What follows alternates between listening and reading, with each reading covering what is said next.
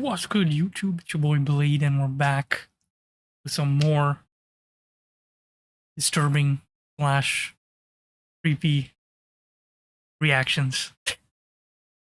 Today we got urban legends so disturbing they were actually real.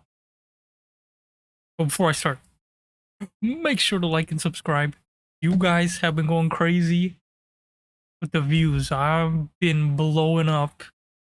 Now I'm not like that crazy blowing up, but we're hitting the hundreds. We're at one video's at like 450.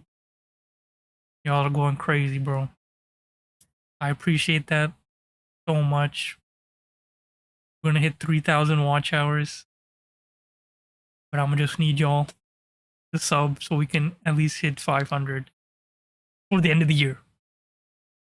We're gonna clutch up and hit the first part of monetization. That's all I want. So without further ado, start the video.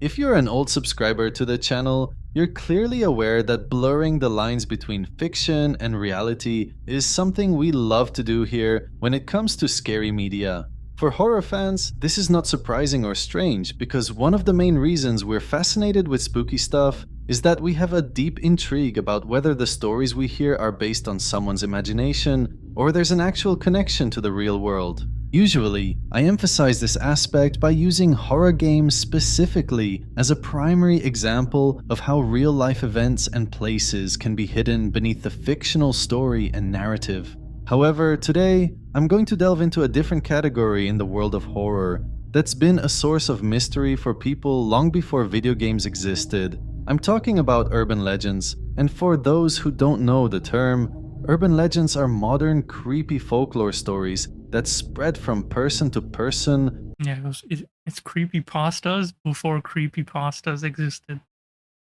That was their creepypasta. Without any verified source, but still feel believable enough due to their ambiguous nature that leaves room for some truth.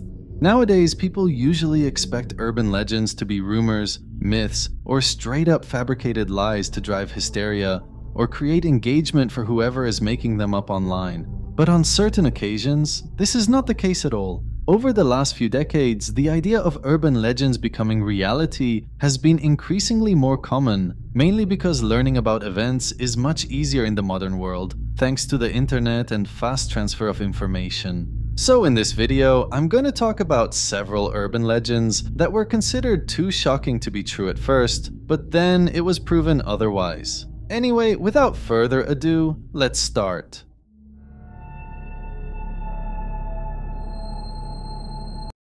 The Watcher when your home is under invisible surveillance. The Watcher. I swear that's like a movie.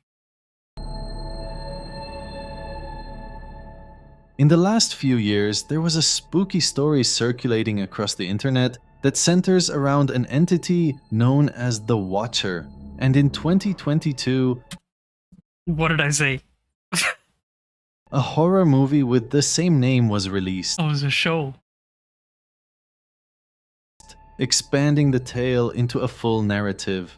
The story simply talks about a family who buys their dream house and gets ready to move into it. But as they're preparing their belongings and bringing their packages, they begin receiving bizarre letters from a mysterious person. The letters are not written to just welcome the new family or congratulate them, but instead, they actually threaten them to stay away and avoid moving into the house because the property is under the surveillance of the Watcher.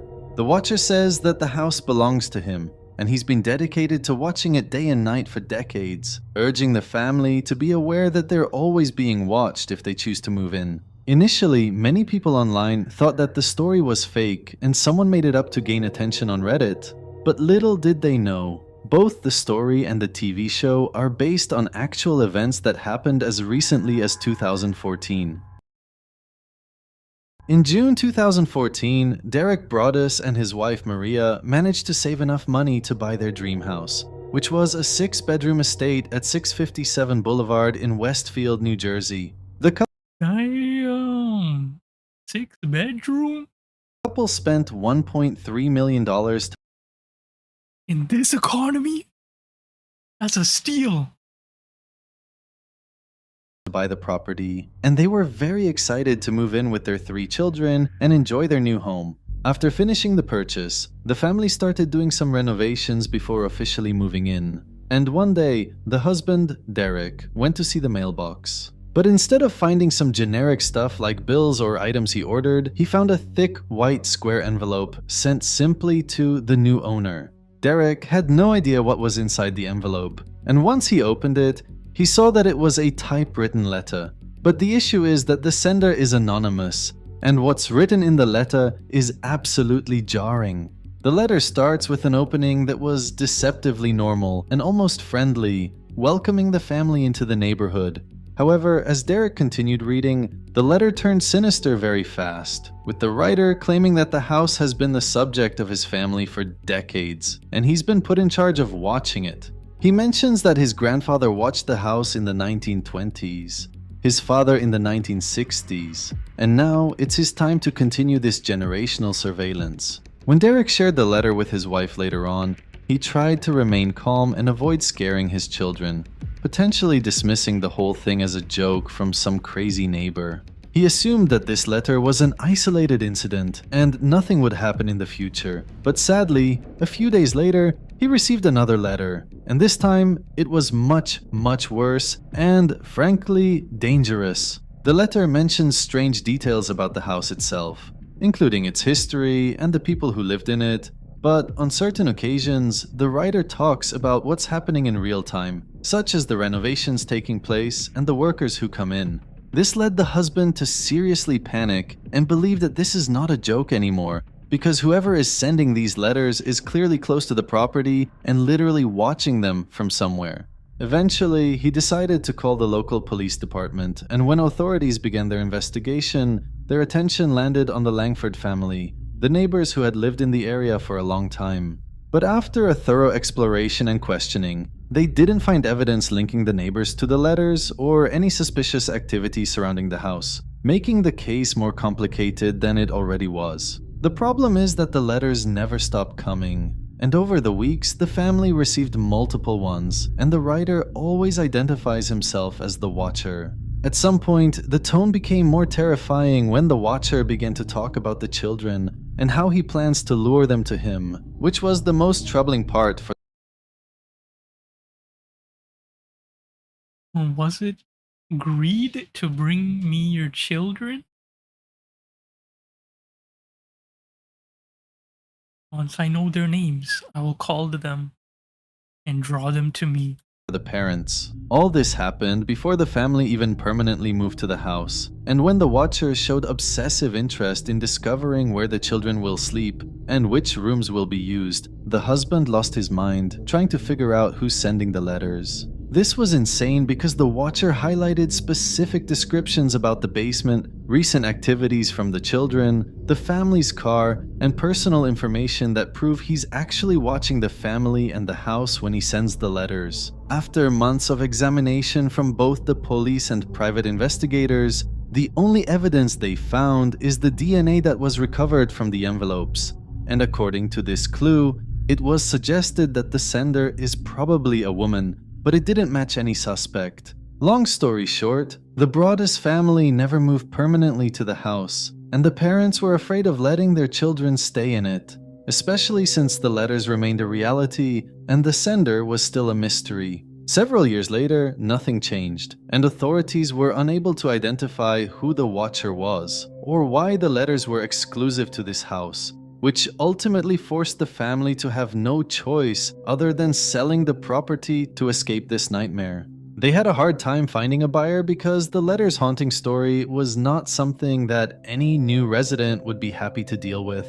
After years of desperately searching for a buyer, in 2019, they finally sold the house for only $960,000. Which was a huge loss compared to the $1.3 million they paid and the money spent on renovations. That's a big loss, yep. That is a bad sell. Yeah, for years, so many thought nobody would buy this house because of all that negative publicity with those threatening letters. But this morning, we know the family has finally gotten rid of it by taking a major financial loss. The crazy part, however, is that after the new owners began living in the house, Derek and his wife were expecting the Watcher to start haunting them and sending them similar letters. But according to the new residents, they didn't receive a single letter. This begs the question, if the Watcher suddenly disappeared, then why did the letters mention a cycle of surveillance in which the house is constantly being watched? The obvious answer is that the Broaddus family was specifically being targeted, and someone or something wanted them to leave the house at any cost. Whether the Watcher is a neighbor, a stalker, or a supernatural entity with an actual relationship to the house, it will probably never be revealed, because even today, in 2025, no one knows who sent those chilling letters or why. And by the way, before you assume that this is a hoax invented by the family, let me remind you that both the police and the justice system were involved in this. Because believe it or not, the family went to the extent of spending more money to file a lawsuit against the previous owner and the town itself. But nothing was ruled in their favor. This large 6-bedroom home in Union County, New Jersey is being watched, at least according to this lawsuit filed by its new owners who paid $1.3 million for their dream home. In summary, the Watcher story is among the most perplexing mysteries of our generation. And what makes it more intriguing is that the idea of someone secretly watching your house has actually been a scary story for centuries. And so many horror movies and games were made about it. But the reason the Watcher's story became more notorious and special is because despite the dedication and effort from police and investigators, no conclusive evidence has ever been found. Which means that if we're dealing with a human, it has to be someone professional who knew very well how to send the letters anonymously, avoid any cameras, and most importantly, see everything the family is doing without looking suspicious. They hired a number of experts. They hired a former FBI agent to try to create a profile. They hired a private investigator to kind of look around the neighborhood. That's crazy. Targeted attack to kick you out of your brand new house. And the next person who comes in is like, so now that next person just got the steal of the century. Fully renovated new house for $960,000. A rip to those guys. What is this, a conspiracy theory? The government wants to control your mind. Yep, that's what everyone says. Literally.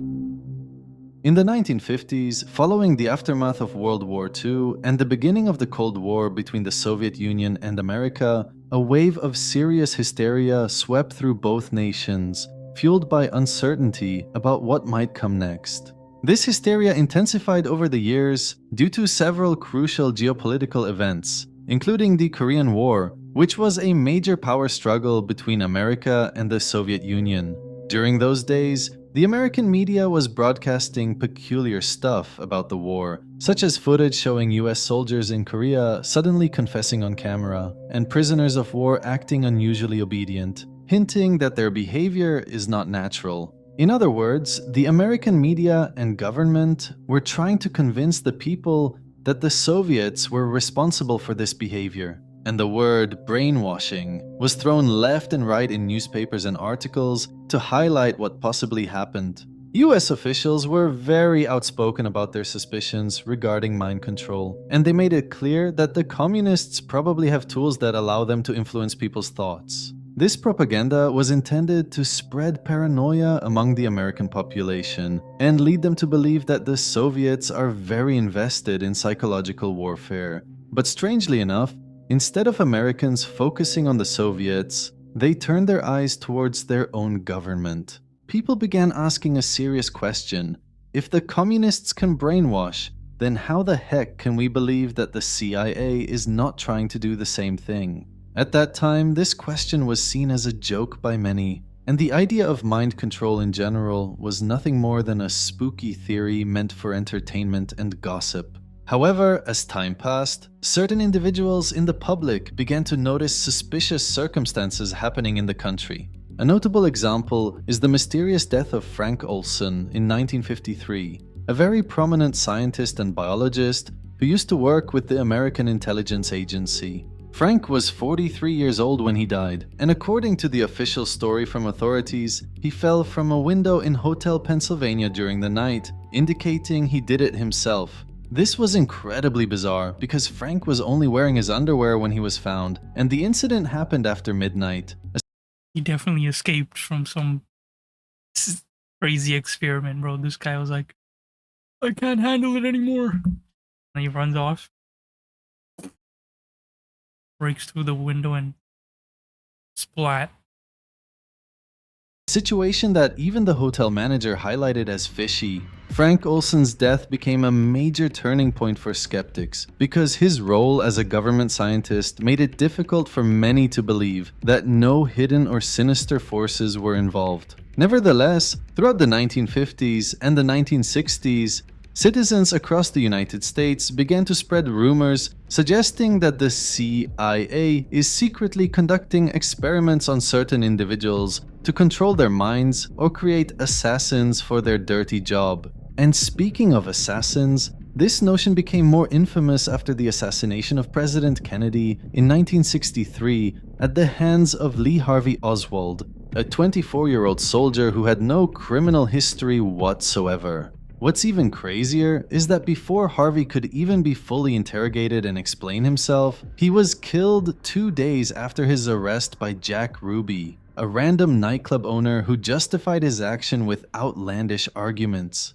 On one hand, he said he did it because of sadness and grief regarding the death of President Kennedy, and on the other hand, he said that he wanted to prove that there are Jews who love the president, noting that he was concerned that the assassination would be blamed on his community as a Jewish person. Either way, both Harvey Oswald and Jack Ruby remain puzzling figures to this day, because the public had no idea why Harvey committed this insane plot against the president, or why Jack Ruby reacted to that event in such a senseless manner. This ambiguity led the American people to come up with a million conspiracy theories about the assassination, including the suggestion that both the assassin and his killer have some relationship with the CIA in one way or another. For more than 20 years, from the 1950s all the way to the early 1970s, the idea that the CIA is involved in shady scientific experimentations to control human minds remained an urban legend that some people believe while others dismiss, ridicule, and laugh at.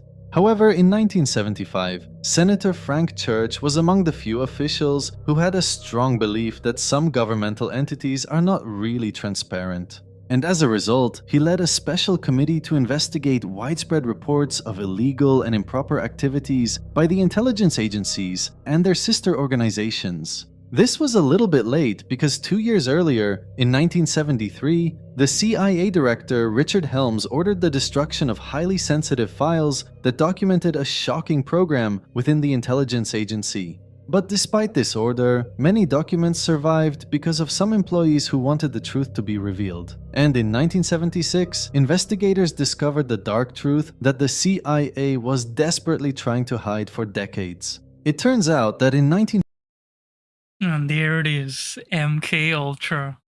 1953, the CIA started a program known as MK Ultra, and its main goal was literally to develop ways to control or influence human behavior by using chemical substances and manipulating psychology. The primary element that they used heavily for this mission was LSD, which is short for lysergic acid diethylamide, a hallucinogenic drug that's notorious for its powerful psychological effects. Scientists were dying to know if this substance can make someone easier to control or collapse mentally, but in order for them to find the answer, they needed many test subjects. Subsequently, intelligence officers began to prey on the most vulnerable people in society. Bro, this is like some Squid Game type scenario. They're getting like the people who are like at their lowest point in life. And they're like, hey, You're not doing anything anyways. You're getting experimented on. including prisoners, mental health patients, homeless individuals, and even soldiers with certain problems. In the case of mental patients, they relied heavily on government-run institutions to have more influence on the employees there. And on many occasions, disabled children were a central target because they're easier to handle and no one cares about them, which Oh, yeah, that's just sad. is tragic on its own. What made it worse is that the experiments were becoming more intense over time, and the scientists were giving LSD to the victims on a daily basis for weeks, making it destructive for their brains. They managed to do this by mixing the LSD into their drinks or food, injecting it into their veins by pretending that it's a casual procedure in the hospital, or inviting soldiers to have a checkup in their base to put the LSD in their regular drugs. The experiments also included putting people through long periods of isolation to test psychological breakdown and whether this can push them to confess easier during interrogations. Furthermore, hypnosis was another obsession for the CIA, and they relied on various dangerous drugs to induce deeper regression and subsequent amnesia, attempting to establish hypnotic control of an individual. In other words, they literally wanted to see if they could delete someone's memory and put them into a trance state, and then give them a command that they would execute later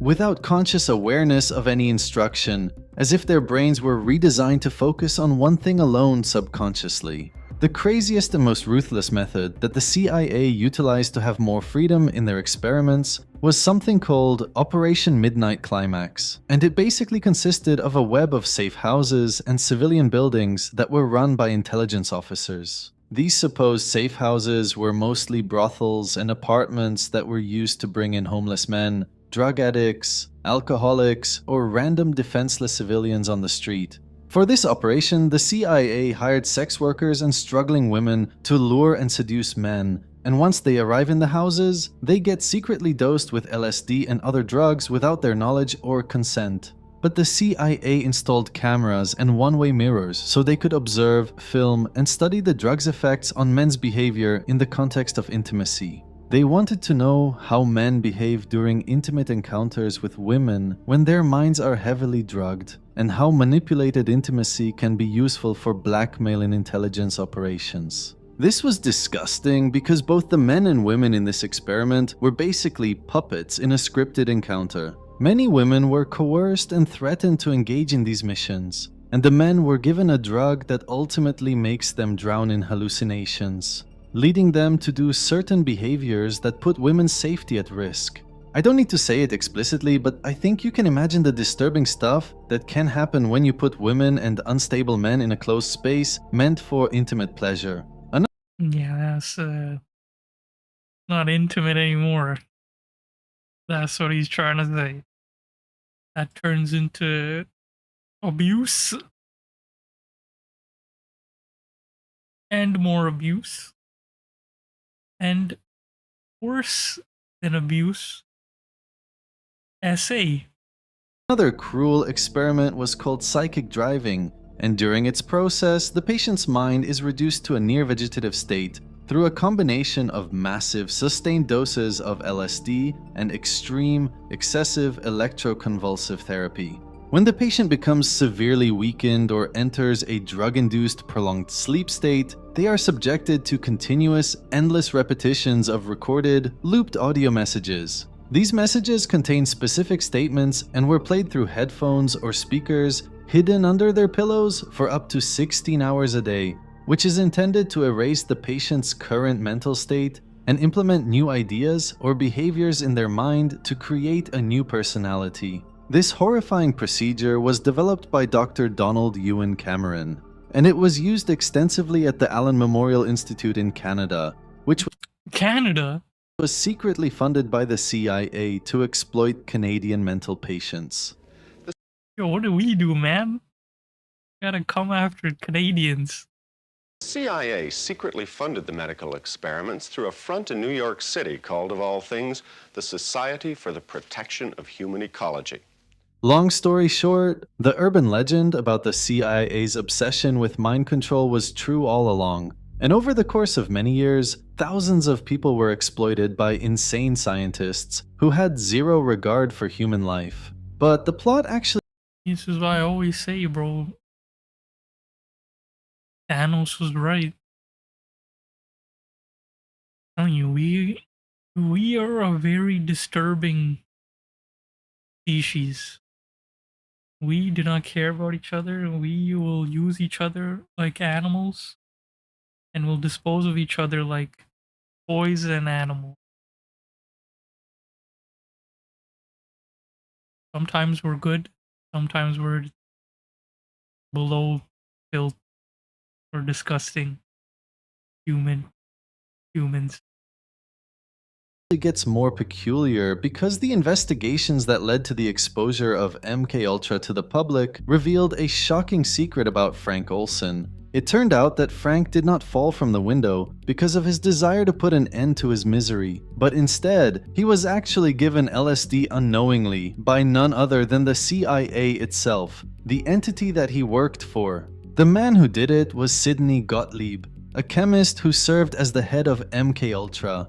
And the reason behind his brutal crime was because Frank wanted to expose the unethical human experiments that the CIA was conducting. Frank was among the scientists involved in psychological studies with the CIA, and apparently he realized how criminal the MKUltra program is when it was presented to him. So following his doubts and rejection, he was seen as a threat and ended up becoming a test subject himself, which ultimately led him to fall from the window because of his hallucinations. He was not the only victim with social prominence, because many CIA employees and personnel were also used in aggressive testing without their consent due to a desire from researchers to see how the drugs can affect educated people. In fact, the most mysterious case to this day remains the one that involves Ted Kaczynski, a man who's been through a mental transformation that destroyed his life. Ted was a brilliant person and a genius mathematician, and to understand how intelligent he was, keep in mind that he became a student at Harvard University at the age of 16. Damn! The problem, however, is that studying at Harvard was a curse for him, because in 1959, he was part of an experiment run by psychologist Henry Murray, and strangely enough, this man was a former intelligence researcher. Henry's experiment included intense psychological stress, interrogation, humiliation, deception, and pushing the person he's studying to collapse and fall apart emotionally. Even though it was never confirmed that Henry was part of MKUltra, his methods were very similar to what the CIA did, and both experiments were conducted at the same time as well. Several years after leaving Harvard, Ted's mental health began to deteriorate, and he was living in extreme isolation that eventually drove him to have strong animosity towards technology and scientific institutions. In 1978, he lost his mind entirely, and he started sending homemade bombs through the mail to specific people involved in science, industrial society, or academia. By 1996, when he was arrested, he had killed 3 people Oh my goodness, what happened to him? and injured 23 others in his campaign of violence that made him an infamous serial killer with zero remorse. To this day, Ted's story is still a perplexing puzzle, because if the experiments he went through in university can turn a genius intellectual person like him into a lunatic murderer, you can only imagine what possibly happened to the other victims under the CIA. Sadly, the officials and scientists who were responsible for all the crimes I mentioned never faced any serious punishment, and only some victims received a form of compensation while the rest were forgotten. Although there's no official evidence regarding their fate, experts believe that many victims have probably gone completely insane, and there are definitely many people who died as a result of the experiments. The horror behind the MKUltra program didn't go away after its shutdown, and even decades later, Americans' trust in the CIA is still in the ground, especially since they never really trusted them to begin with. Which is why the conspiracy theory started as early as the 1950s. But the truly terrifying part is that it's hard to believe that such experiments are really non-existent today, which raises the question about how governments elevated their brutality to become more strategic and exploit innocent people under different pretexts. And for it to be done properly, One has to have trained individuals who do nothing else and who are used to doing this frequently. At Ravenscraig, Dr. Cameron went further with drugs and electric shock treatments than any of the U.S. researchers in the MK Ultra project dared. His aim was to wipe the mind clean. Then he would implant new messages by forcing the patient to listen to a hypnotic repetition as many as 250,000 times. 250,000? This was called psychic driving. Like, you are a killer. You are a killer. Kill this person. Kill this person. You are a killer. Something like that, I don't know. Bro, it's like hours upon hours. Your mind is like deleted. Everything's deleted, erased. And you just keep hearing, you are a killer. You have to kill this person. And you just wake up and you're like, I have to kill this person. Most of the drugs used in the program were experimental, and some dangerous. He was an authoritarian, ruthless, power-hungry, nervous, tense, angry man. Not very nice.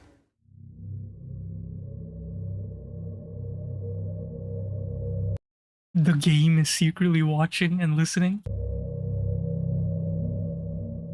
In the early 2000s, the modern internet and online social interactions between Yo, who knows MSN, bro? Who knows MSN?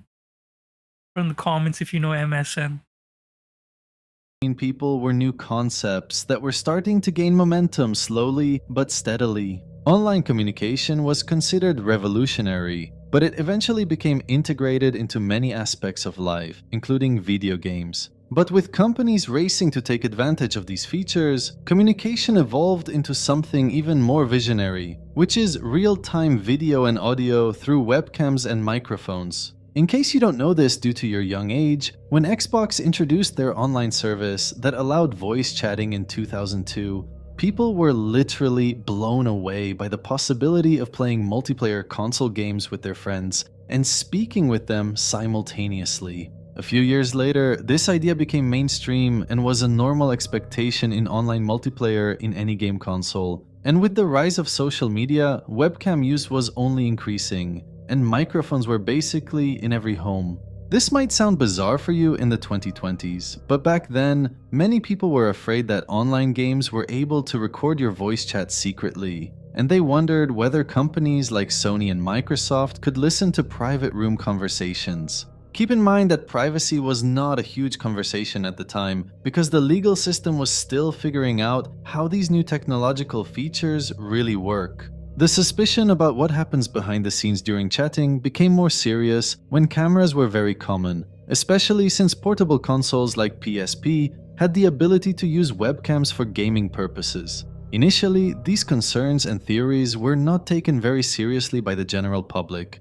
Not because people were gullible, but mainly because the whole mechanism of video chatting was so fresh in gaming that average people had no idea how it was really managed. Okay, now you can talk to anyone you're playing with.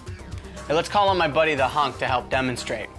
Hey, yo, Hunk. Hey, what up, Dark? With that said, in 2008, a very outlandish game was released that would eventually change people's perception of personal webcam. What game is this? 2008? You're showing me Siren, Silent Hill Homecoming, Silent Hill Origins, Resident Evil Code Veronica, Fatal Frame 2, Resident Evil Revelation. And microphones forever, leading the legal system itself to intervene. The game in question is called Hotel 626, and strangely enough, it wasn't made by a regular game developer or publisher, but it was actually produced by none other than Doritos, a brand that's known for selling foods, specifically chips. The game was special because you can... What the hell? This sounds familiar, but I don't remember it fully. I feel like I heard about this. Let's just continue. only access it through your internet browser, and it was designed to be exclusively available from 6 p.m. to 6 a.m. to add a sense of suspense and mystery to the experience. That's why Hotel 626 is only open from 6 p.m. to 6 a.m.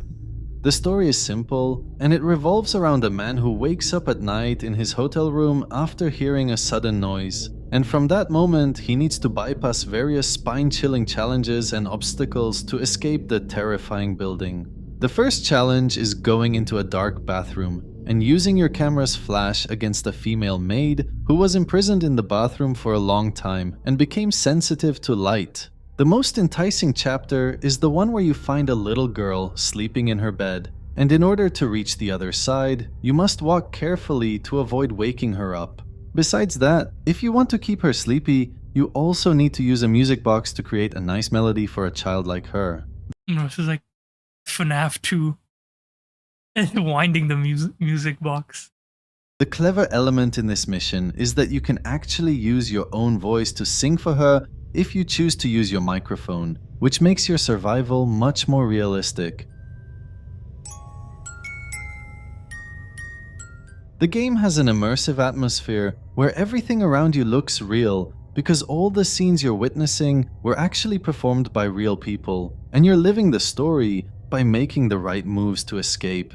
You will continue going through spooky stages until you finally come across the area where the horror becomes much more personal than you think. In this section, you find a range of photos that supposedly belong to the victims who died at the hands of a killer in the hotel, but the catch is that these photos are not fictional. The faces you see here are real people who exist in the real world, and to be specific, they are players who were playing the game just like you. In fact, the main purpose of this section is for you to shockingly find your own face here when you're playing. But the real question is, how is this possible?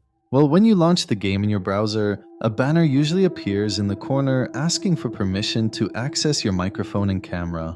This is supposedly because you can use these devices in the game in certain stages to have an immersive experience.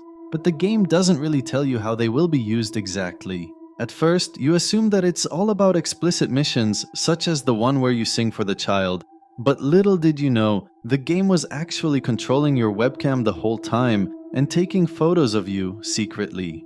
And when it comes to the microphone, it's also silently utilized to know precisely when you're screaming or scared in order to determine when it's the best time to save a photo of your face. In other words, throughout your playthrough, both your microphone and webcam are being used to see your face and hear your voice without your knowledge. And this is when the feature becomes much more serious than mere entertainment. Even though it's a smart way to intensify the horror in the game, you should also remember that as long as the game is open in your browser, you're being watched and recorded inside your room while believing you're enjoying the privacy of your own home. This means that private conversations can be caught and your personal moments can be seen and recorded, which is risky if you're someone who does certain activities in their room that are intended to remain a secret.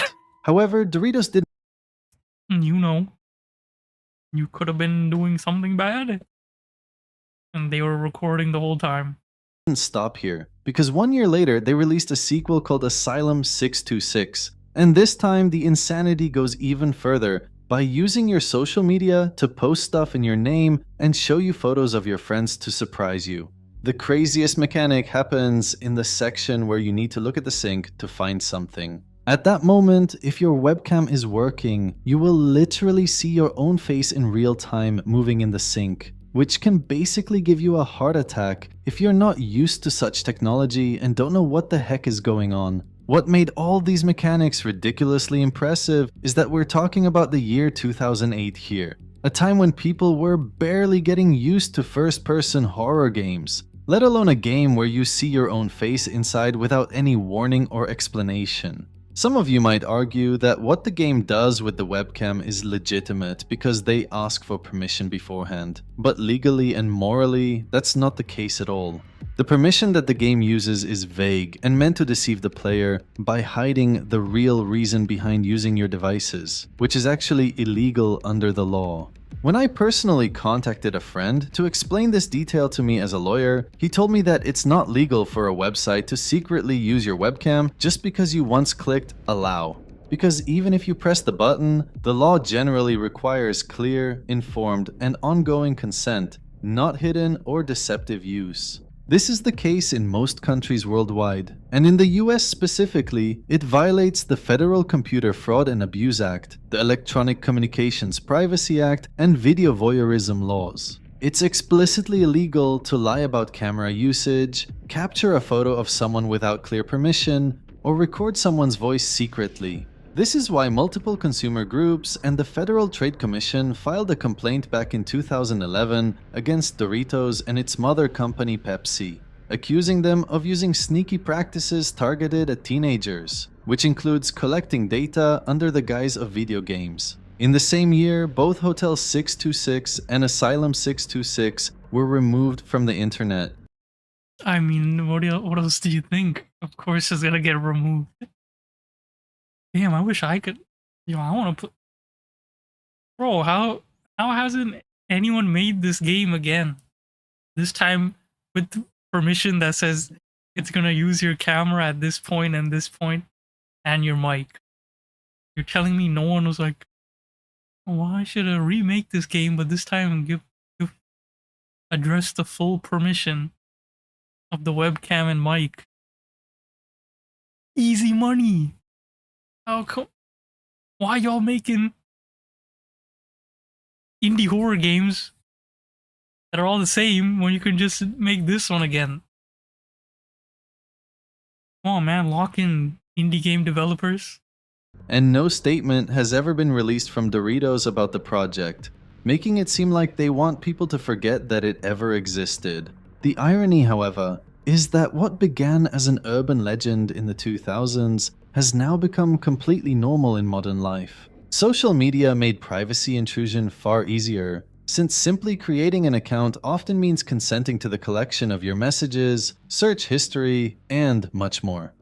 Yeah, this was a big problem. I think once like laptops had built-in webcams, everyone got sus. I remember even like in high school, and in school people would be like, "Yo, make sure to put a tape on your webcam so no one can see you. You're being watched on your laptop webcam." And they're like, they know how to turn on your webcam without the light, the indication light going on. There's like so many theories that people would say. I believed it, bro. I was like, okay. Even now, I hide my webcam every time I'm done recording. Like that shit is hidden, pointing at like black darkness. Because you never know. I still, to this day, can always be some weirdo trying to hack into your webcam.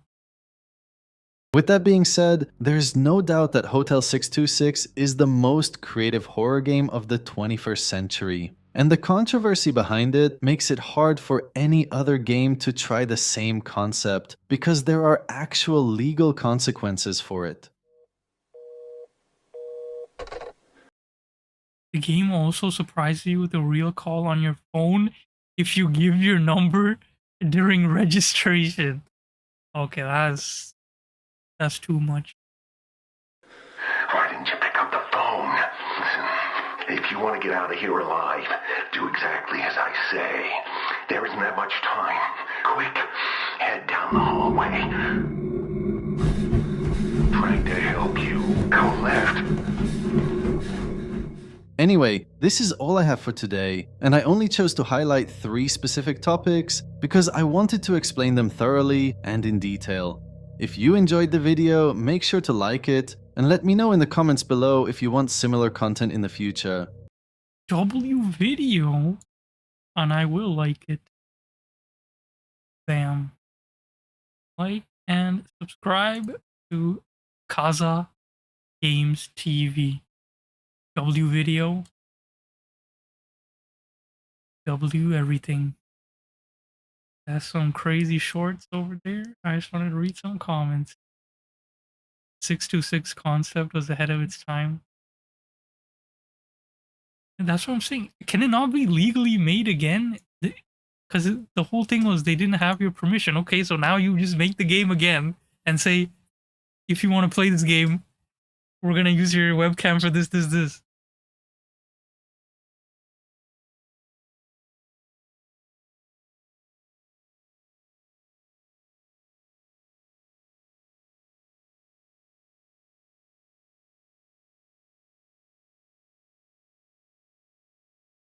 The CIA, that's what I'm saying, bro. The MK Ultra, that even I know that's not a conspiracy anymore.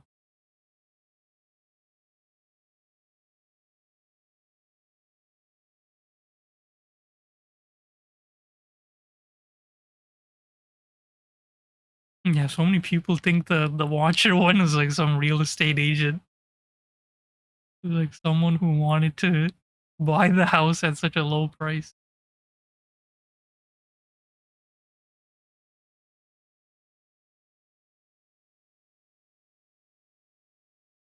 The Watcher can exist in the age of doorbell cameras. Yeah, see, look, this guy says, I would like to see an updated version of the Doritos game, but legally, with consent permissions. Yeah, that's what I'm saying. Can we not make that again?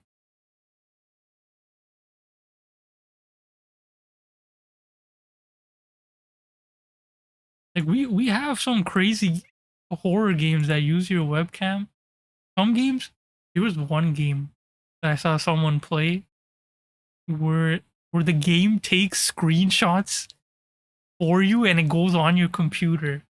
Like someone's following you and they're taking pictures in the game. They're taking pictures of you using, like, moving your character and screenshotting it into the file of the game, and then you go in and you see yourself walking in the game. Like, that's pretty crazy. That's cool. But yeah, we can 100% make this game again, but with full permission. You know, someone's lacking, bro. We gotta make that game. Indie horror game developer, bro. Right there, bro. The whole concept. Right there. Just gotta make it and give full permission that this is the game. This is what it's gonna do. It's gonna use your webcam and mic. You agree, you buy the game. Okay, make it free to play, actually. Anyways, that was Urban Legends. So disturbing, they were actually real. Very nice concept by Kaza Games. I look forward to his next video. And with that, I will see y'all in my next video. Peace.